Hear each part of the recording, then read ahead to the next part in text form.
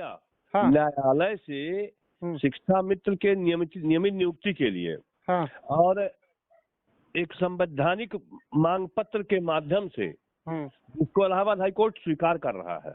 अच्छा। और एक दबाव शासन के ऊपर, वर्तमान सरकार के ऊपर एक दबाव बन रहा है। अच्छा। हाई कोर्ट के माध्यम से तमाम ऑर्डर्स गए हैं पूर्व में, और 15 दिसंबर वाले सुनवाई में अगर सुनवाई मैटर टेकअप हो जाता है न्यायालय के समक्ष, तो और भी शानदार ऑर्डर आएंगे। अच्छा। और यदि कोई भीड़ जुटा करके कोई मानदेय मांगा गया, तो सरकार ये समझ जाएगी कि ये चूतिए जिस बात को लेकर के इनका संवैधानिक संरक्षण को मान्यता दे रहा है हाई कोर्ट इलाहाबाद, ये उसका समर्थन नहीं कर रहे हैं। वो तुरंत शिक्षा मित्र का बिखरे होने का सबूत हो जाएगा। या आप संगठनगिरी करते हुए राजनीति कर रहे हैं, आप 12 माह का मानदेय मांग रहे हैं भीड़ जुटा करके, और न्यायालय से कुछ अलग संवैधानिक तरीके से आपके संरक्षण का। एक मिनट मिश्रा जी, मैं बीच में टोकना चाहूंगा। देखिए, ऐसा है, अगर आप इजाजत दें तो मैं 2 चैनल चला रहा हूँ, मेरे यूट्यूब चैनल चल रहे हैं। एक पे करीब इस समय 50,000 से ऊपर सब्सक्राइबर हैं, और एक अभी नया। अगर आपकी इच्छा हो जी भैया, तो मैं जो बात कर रहा हूँ, क्या इसको इस खबर को अपने चैनल पे चला सकता हूँ? बिल्कुल आप चला सकते हैं। देखिए, शिक्षा मित्रों के लिए, देखिए आप जानते हैं दिनेश मिश्रा के समर्पण को आप जानते हैं, मेरी मनोवृत्ति को आप जानते हैं। मैं आपसे एक बात बता दूं कि क्योंकि शिक्षा मित्र के संरक्षण के लिए हमने संघर्ष किया है, इसलिए मित्र, यदि शिक्षा मित्र परिवार में किसी नकारात्मक कार्य को किया जाएगा, कोई ऐसा काम किया जाएगा जो शिक्षा मित्रों के भविष्य के साथ खिलवाड़ हो रहा हो, हमको अपार पीड़ा भी होती है। क्योंकि देखिए मैंने क्या किया है शिक्षा मित्रों के साथ, आप लोगों को सबको विदित है। ना तो मैंने किसी को रातों रात बगैर टीईटी बहाल कराया, ना तो मैंने कहा ये हो जाएगा वो हो जाएगा, मैंने कोई संक्रमण नहीं फैलाया। मैंने ये कहा कि राज्य सरकार को ये करना चाहिए, ये हमारा अधिकार है, ये हमारा हक है, और हमने अपने हक की लड़ाई लड़ी है। भैया अरविंद भैया, अगर मैटर टेकअप होता है, नहीं भी टेकअप होता है, तब भी शासन में शिक्षा मित्रों का नियमितीकरण किए जाने के लिए जो याचिका मेरे द्वारा 2017 में दायर थी, वह लचर पैरवी से खारिज तो जरूर हुई है, लेकिन उसे रिकॉल एप्लीकेशन देकर के पुनर्जीवित भी कराया गया। क्योंकि खारिज होने में लचर पैरवी जज महोदय ने no one is present to press this petition, मतलब सुनवाई के समय वकील को हाजिर नहीं है, इसलिए याचिका खारिज हुई थी, जो पुनर्जीवित भी हुई, जिसे कराया गया, पुनर्जीवित कराया गया, जिस पर स्वयं देखिए एक अकेले, जब मेरे साथ भीड़ नहीं थी, समर्थन नहीं था, मेरे पास था तो मात्र शिक्षा मित्र का वह महत्वपूर्ण संवैधानिक पक्ष, जिसकी लड़ाई हमारा समाज, हमारे भीड़ के अगुआ, हमारे नेता नहीं लड़ रहे थे। तो एक मजबूरी में अपने हक की लड़ाई लड़ने के लिए हमने संकल्प लिया और संघर्ष पथ पर आगे भी जाकर के याचिका डाला था, प्रॉपर अपील भी किया। आप जानते हैं यदि 2017 में इस लड़ाई को लड़ा गया होता, तो उस लड़ाई को, जिसको हमने 3 जनवरी 2020 को भी जीता, खुद खड़ा होने की दशा में भी डायरेक्शन अलॉट हुआ है, डायरेक्शन ऑर्डर है आप सभी के पास 3 जनवरी 2020 का। वो याचिका 2017 में यदि फाइल की गई है, यदि 2017 में लड़ी गई होती, तो शिक्षा मित्रों का कितना शानदार संरक्षण संभव था, जो कि न्यायिक होता, न्यायालय के थ्रू होता, हाई कोर्ट इलाहाबाद के थ्रू होता। और हाई कोर्ट इलाहाबाद को खाला बाबू का घर समझने वाले जान ले कि हाई कोर्ट इलाहाबाद से ही हम शिक्षा मित्रों का समायोजन निरस्त हुआ है। हाँ, यही तो हुआ, समझ रहे? तो भैया, न तो किसी के लिए कोई दुर्भावना है, न तो कोई दुर्वचन है, बस एक सीधी सीधी बात है कि शिक्षा मित्रों के भविष्य को संरक्षित करने के लिए, शिक्षा मित्र के नियमित नियुक्ति के लिए एक प्रॉपर बात, एक रिप्रेजेंटेशन डेटेड 6/11/17 के माध्यम से, जो कि जजमेंट में जिसका उल्लेख है, रिप्रेजेंटेशन डेटेड 6/11/17 का उल्लेख है जजमेंट 3 जनवरी 2020 में, उस मांग पत्र के माध्यम से शिक्षा मित्रों के संरक्षण की प्रॉपर बात की गई है। जिसको भी संदेह और संशय जैसी बात हो, मैं सीधा ठोक के कहता हूँ, दिनेश मिश्रा को बुलाए, मैं बात रखने आऊंगा, विद पेपर आऊंगा। जी। आज तक संघर्षों के मोड़ में जहां भी आया होगा, मैंने गया है। और देखिए, आप लोगों की अटूट श्रद्धा रही है दिनेश मिश्रा में। आप कहते आए हैं, सहयोग भी किए हैं। अरविंद भैया, आज पुनः कह रहा हूँ, आपने मेरे संघर्षों को सहयोग भी किया है। समझ रहे हैं? आप कहाँ कासगंज से कहे, वहां कहाँ मैं सिद्धार्थनगर जनपद से, लेकिन नहीं, एक संघर्षों की सच्चाई रही है कि आप लोग नहीं भी साथ दिए, फिर भी साथ दिए हैं। देखिए मिश्रा जी, एक चीज आप भी जानते हैं, आप हमसे उम्र में भी बड़े हैं।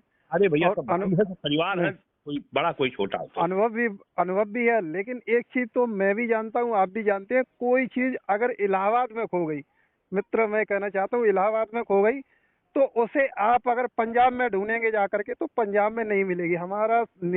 जो हमारा समाधान निरस्त हुआ है वो माननीय न्यायालय से निरस्त हुआ है, और न्यायालय द्वारा ही हमें कुछ मिल सकता है।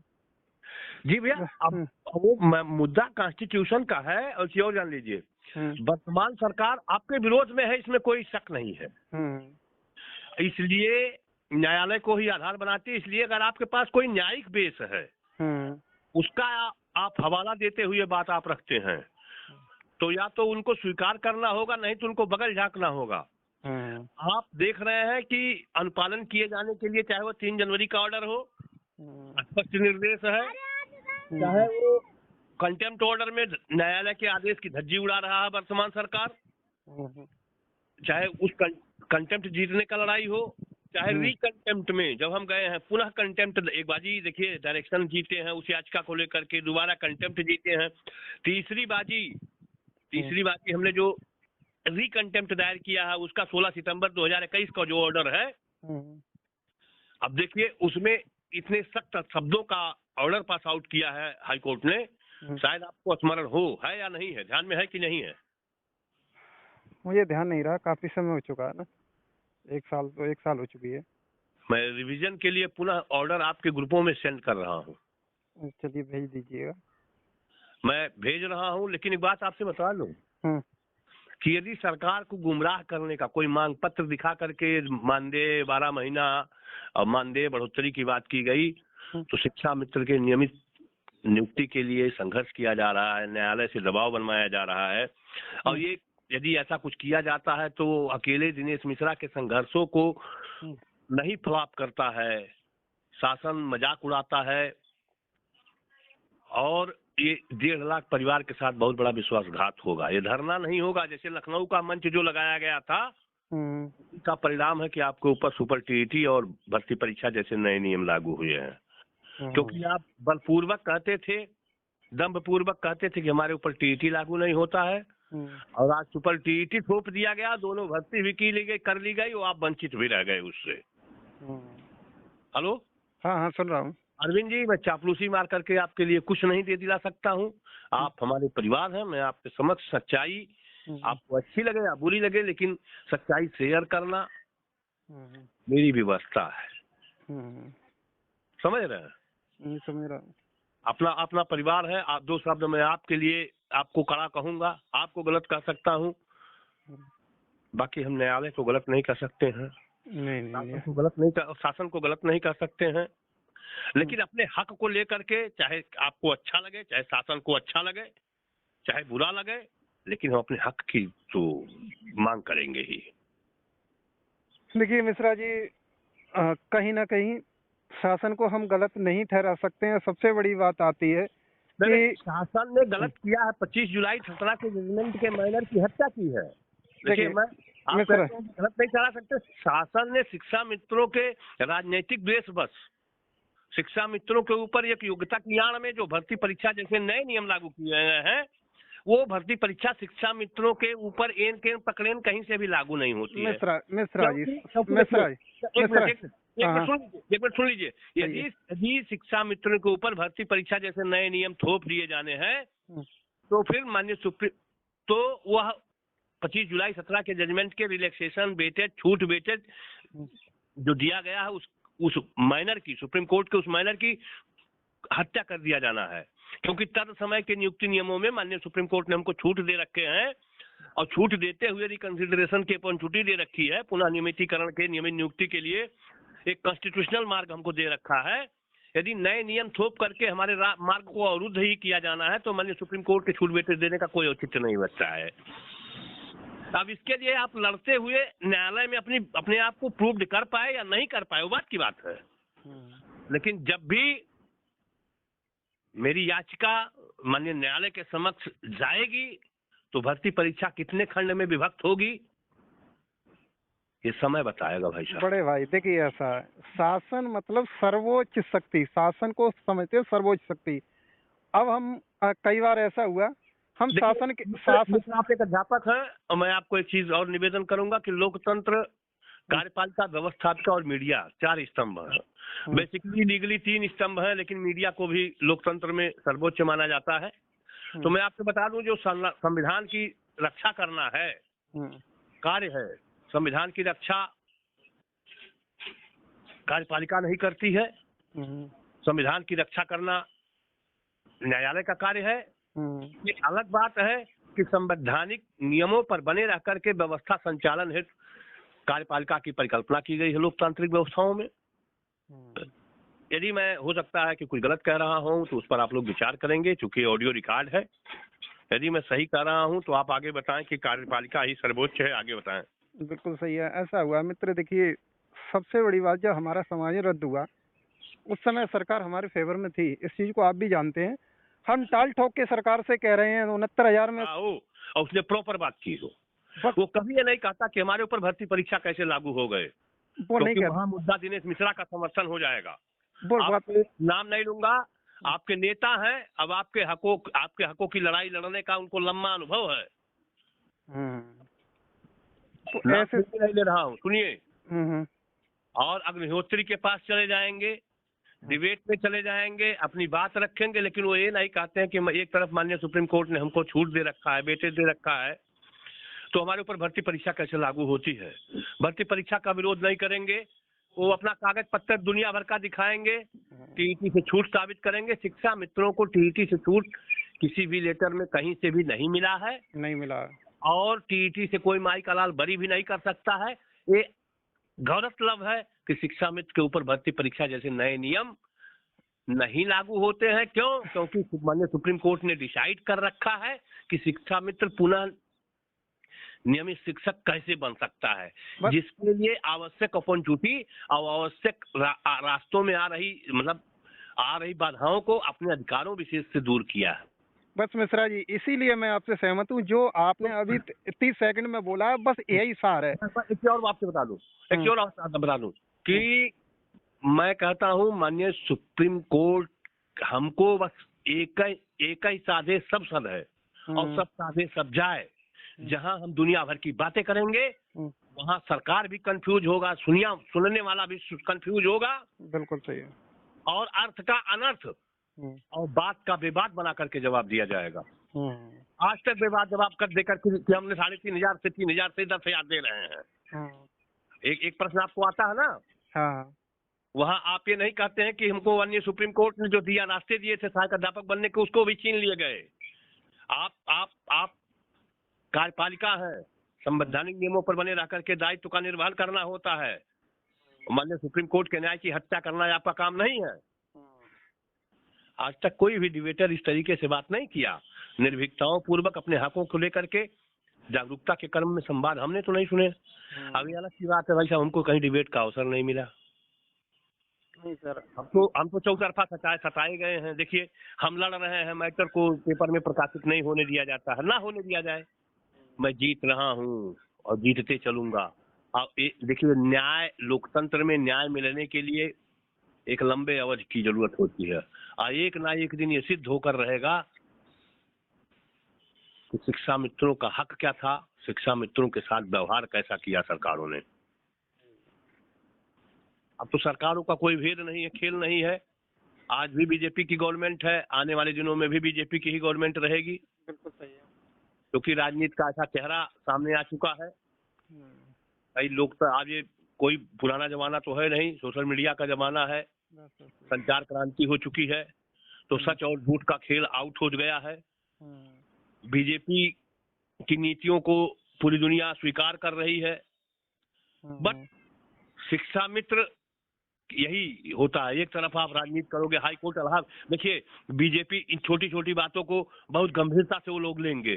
आप मंच लगा करके 12 महीना का मानदेय मांगोगे और एक तरफ न्यायालय से नियमितीकरण के लिए जो मेरा मांग पत्र है, वो जो 25 जुलाई 17 के जजमेंट के अकॉर्डिंग कॉन्स्टिट्यूशनल पत्र है, तब उसको माननीय इलाहाबाद हाई कोर्ट से मान्यता मिल पाई है। भाई साहब, अगर वो हवाई की बातें उसमें की गई होती तो हमको भी न्यायालय से डिस्पोज ऑफ करते हुए खदेड़ दिया गया होता।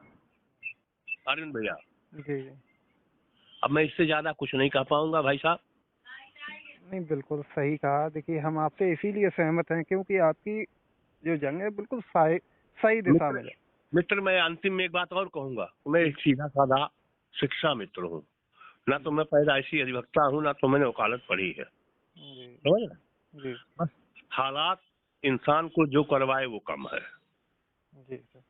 एक समय की मांग रही कि हमारे हकों की हत्या हो रही थी, हमारे हक की लड़ाई लड़ने के लिए लोग नहीं आ रहे थे, करने वाले सिर्फ शिक्षा मित्रों को जानबूझ करके गुमराह कर रहे थे।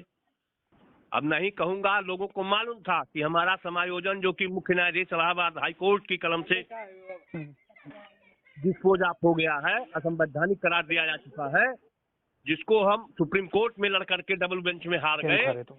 हेलो, हाँ सर, सुन रहा हूँ।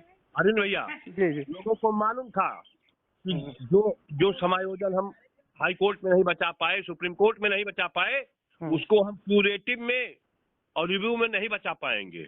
लेकिन रिव्यू जिताने के नाम पर आपसे चंदे के धंधे किए जाते रहे, क्यूरेटिव जिताने के नाम पर आपसे खेल खेला जाता रहा। तो मैं जान रहा था कि हमारे संगठन शिक्षा मतलब पैसे की और चंदे की दलाली कर रहे हैं। अब मैं जब भी बात करता हूं तो मेरे जनपद का नाम मेरे मुंह से निकल ही जाता है, जनपद सिद्धार्थ नगर की टीम। भाई साहब, क्या आपका यही हक है कि जब चंदा लेना हो तो आप मना करके ले लो, उसके बाद में मझधार में छोड़ करके आउट हो जाओ? अरे, आपने ये भी देखा हुआ, 69 चंदा लिया था यार, तुमने चंदा लिया था, कम से कम लास्ट टाइम तक खड़े तो रहते। अरे मित्र, आपने देखा होगा 69,000 में करोड़ों रुपए चंदा लूटा गया।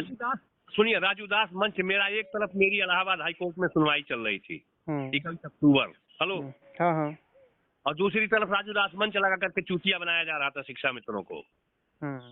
पूरे प्रदेश में उस बाबत टीम गठित कर ली गई, राजू दास मंच को लेकर के पूरे प्रदेश में। एक 24 में जितने प्लेयर थे, जितने लोगों ने दलाली खाई थी, जनपदों में वसूला गया चंदा, कुछ टीम को दिया गया, कुछ ना तुम हमारी कहो ना हम तुम्हारी कहें। हमारे पास भी फोन आया कि मित्र आप चंदा 1,000 रुपए इकट्ठा करवाइए। हमने क्या होने जा रहा है ये तो बता दो। तो बोले 28 लाख रुपया आपका वो मिलेगा और प्लस 60 से 65,000 रुपए करीब आपकी सैलरी हो जाएगी। हमने क्या बेस है कि ये आपको तो समय आने पर पता चल जाएगा। देखिए अरविंद भैया, मैं किसी को गलत नहीं कहता हूँ, मेरा लक्ष्य किसी को दोषी करार देना नहीं है, बट मैं किन मजबूरियों के कारण संघर्ष कर रहा हूँ इसको तो हमको स्पष्ट करना ही होगा। और एक चीज, किसी साथी से जो मेरे ही जैसा उत्साही हो, आपके उस कार्रवाई का कहीं आप मोहरा तो नहीं बनाए जा रहे हैं लोगों द्वारा? हेलो, नहीं, मोहरा नहीं बनाया आपकी बात नहीं कर रहे हैं। नहीं, कोई मोहरा नहीं बना रहा है। बाबू को हम कहते हैं दिनेश बाबू को मोहरा बनाया जा रहा है। नहीं, आपकी राय सही। और शुरू से हम समर्थन, देखिए शुरू में तो विरोध में था, लेकिन जब हमने आपकी जंग देखी सही दिशा में। मैं अपनी बात नहीं कर रहा हूँ, मैं दिनेश बाबू को जो साइकिल लेकर के दौड़ रहे हैं, हेलो, हम मीटिंग कर रहे हैं, उनको एक नहीं 1000 बार सोचना चाहिए कि उनके द्वारा जो मीटिंग की जाएगी उसमें मांग पत्र का जो मांग पत्र देना है, वो मीटिंग शिक्षा मित्र को एक करो, ठीक है, लेकिन शिक्षा मित्र के एकीकरण को लेकर के बल उसी जगह शिक्षा मित्रों का जो एकाग्र मतलब एकात्म बल है, जो शिक्षा मित्रों की जो एकजुटता का बल है, उसको उसी कील पर लगाओ जिस कील के ठुक जाने से आपके भविष्य की रक्षा हो जाए। इस संबंध में दिनेश जी से मेरी बात तो नहीं हुई है, लेकिन उनका मैसेज आता रहता है, मैं शाम को बात करूंगा उनसे भी। अब जो भी हो अन्यथा अन्यथा कैसे? यदि यदि यदि आउट जगह पर कील गाड़ी गई, यदि आप 12 महीने का मांग पत्र शिक्षा मित्रों की भीड़ से करने के बावत मंच जुटाते हैं, हाँ तो विगत 5 वर्षों से आज तक यही किया गया। जी जब 2017 में भी 21 अक्टूबर 2017 से लड़ाई लड़ रहा हूँ, 6 नवंबर 2017 से ही शासन को मांग पत्र दे करके अपने मुद्दे की को आम कर दिया था। अपने मुद्दे की, अपने कॉन्स्टिट्यूशन की, अपने हकों के संदर्भ में शिक्षा मित्र समाज से समक्ष करीब 150 ग्रुपों में मैं ऐड था जी। ग्रुपों से लेफ्ट होना मेरी विषम मजबूरी हुआ करती है। मुझसे ज्यादा ग्रुपों में बहुत कम लोग ऐड रहे होंगे। मैं आपको बता दूं, आपसे बता दे भैया कि 2017 से लेकर के आज तक जो खेल हुआ है वही खेल आगे ना चले। लगातार मौतें हो रही हैं शिक्षा मित्र के भीड़ में जी। शिक्षा मित्र के परिवार में लगातार मौतें हो रही है। एक एक दिन 4-4 लोग मर जा रहे हैं। अरे यार, लाशों पर राजनीति उनको करने दो जिनको गद्दी चाहिए। हम लोगों को अपने बच्चे के भविष्य और अपना निजी स्वास्थ्य और एक सुरक्षित जीवन के अलावा कुछ नहीं चाहिए। समझ रहे हो जी।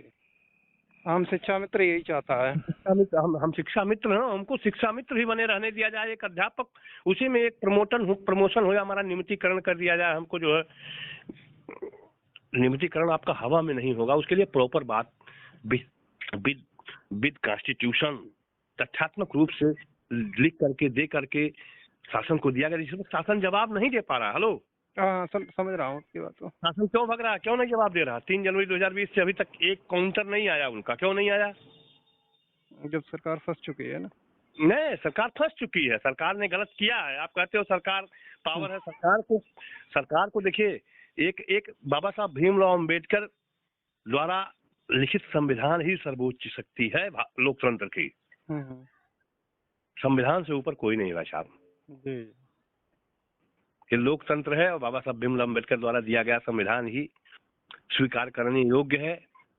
बाकी ऊंचे से ऊंचे पद पर अगर मनुष्य बैठा है, एक और बात कहने जा रहा हूँ एक अध्यापक के तौर पर। Hello sir. जी सर, सुन रहा हूँ। देखिए, कितने भी ऊंचे पद पर आप बैठा दो, मनुष्य बैठा है उस पद पर, तो मनुष्य कर्म के बंधन से बंधा होता है। काम, क्रोध, लोभ, मोह, मद, मात्सर्य, ये प्रत्येक मनुष्य के पास होते हैं। आप भारत के प्रधानमंत्री बन जाओ, या राष्ट्रपति बन जाओ, या पूरी दुनिया के मालिक बन जाओ, पूरे संसार के मालिक आप बन जाओ, संयुक्त राष्ट्र अमेरिका के आप राष्ट्रपति बन जाओ, फिर भी आपके पास काम, क्रोध, लोभ, मोह, आपको भी अपना परिवार प्रिय लगता है। हेलो भैया, आपको भी एक परिवार, अपने परिवार को लेकर के, अपनी माँ को लेकर के, अपनी बहन को लेकर के, अपने भाई को लेकर के एक एक्स्ट्रा अट्रैक्शन हुआ करता है। मैं उसी पक्ष की बात कर रहा हूं। तो लेकिन बाबा साहब भीमराव अंबेडकर का लिखा हुआ जो धर्मनिरपेक्ष का संविधान है, समझ रहे हैं, किसी से कोई अपेक्षा नहीं है और ना तो किसी को कोई लेकर के द्वेष है। समझ रहे हैं जी। एक निर्दोष संविधान, भारत का एक अखंड भारत का एक प्रभुता संपन्न जो संविधान है, हम उसी की जय करते हैं और उसी की बदौलत एक संघर्ष चल रहा है भाई साहब। चलिए, सही है सर। अच्छा, पैर टूटे को, पैर टूटे होने सही है। अब यार बाद में मिश्रा जी बात करेंगे कैसे। अच्छा, ज्यादा